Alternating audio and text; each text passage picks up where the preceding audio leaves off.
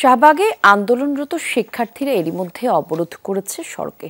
সবশেষ অবস্থা আমরা জানতে চাই, সেখানে আমাদের সহকর্মী ভাস্কর বাদুরী আছেন। ভাস্কর, একটু জানাবেন, শিক্ষার্থীরা শাহবাগে আন্দোলন করছে যেমনটা আমরা জানিয়েছি খবরে, যান চলাচলের কি অবস্থা ওই এলাকায় জানাবেন, আর তাদের মূল দাবিগুলো সম্পর্কে একটু বিস্তারিত যদি আমাদের জানাতেন।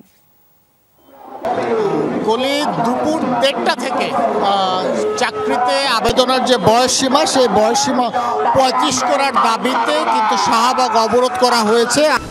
আজকের রাতটা ভয়ঙ্কর, এমন ভয়ঙ্কর রাত সময় থেমে যায় আন্দোলনকারীদের পক্ষ থেকে, এবং এই মুহূর্তে 30 মিনিটেরও বেশি সময় হতে চললো। শাহবাগের যে চারটি সড়ক রয়েছে শাহবাগ মোড়ে, সেই পুরো চারটি সড়কই কিন্তু বন্ধ করে রয়েছে। এর মাঝে শুধুমাত্র অ্যাম্বুলেন্স এবং বিভিন্ন মেডিকেলের যারা রোগী হিসেবে যাচ্ছেন অথবা রোগীকে দেখতে যাচ্ছেন তাদেরকে কিন্তু যেতে দেওয়া হচ্ছে গাড়ি সহ অথবা অ্যাম্বুলেন্স, সিএনজি, বিভিন্ন যানবাহনের মাধ্যমে।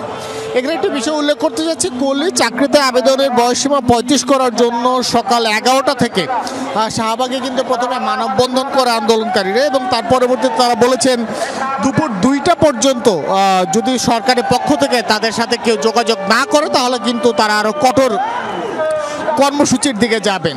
সে অনুসারেই দুপুর 1:30 থেকে তারা কিন্তু শাহবাগ অবরোধ করছেন, এবং তারা এখন বলছেন দুপুর 3টার মাঝে অন্তর্বর্তীকালীন সরকারের কোন উপদেষ্টার পক্ষ থেকে যদি আন্দোলনকারীদের পক্ষে সাথে যোগাযোগ করা না হয় তাহলে কিন্তু তারা আরো কঠোর আন্দোলন করবেন।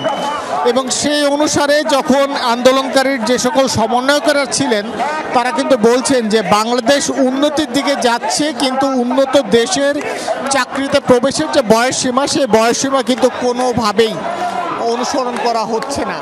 বাংলাদেশকে যদি বিশ্বের বিভিন্ন উন্নত দেশের পর্যায়ে অথবা সমতুল্য হিসেবে নিয়ে যেতে হয় তাহলে কিন্তু অবশ্যই চাকরির বয়সসীমা বাড়াতে হবে, এবং তিনি বলছেন যে তারা বলছেন যে যত দ্রুত সম্ভব এই কাজটি সম্পন্ন করতে, কারণ তাদের অনেকেরই কিন্তু ইতিমধ্যেই যে মাঝে যে মহামারী 2019-20 সালে, সেই মহামারীর কারণে তাদের শিক্ষা জীবন অনেক ক্ষতিগ্রস্ত হয়েছে, এবং তারা সরকারের কাছে বিনীতভাবে বলতে চাচ্ছেন তাদের দাবি অনুযায়ী যে তারা কোনোভাবেই কিন্তু চাকরি চাচ্ছেন না। তারা চাচ্ছেন যে আবেদনের যে বয়সসীমা, সেই আবেদনের বয়সসীমা যাতে দ্রুত 35 করা হয়, এবং কিছু কিছু ক্ষেত্রে যাতে সেটা উন্মুক্ত করে দেওয়া যায় বলে।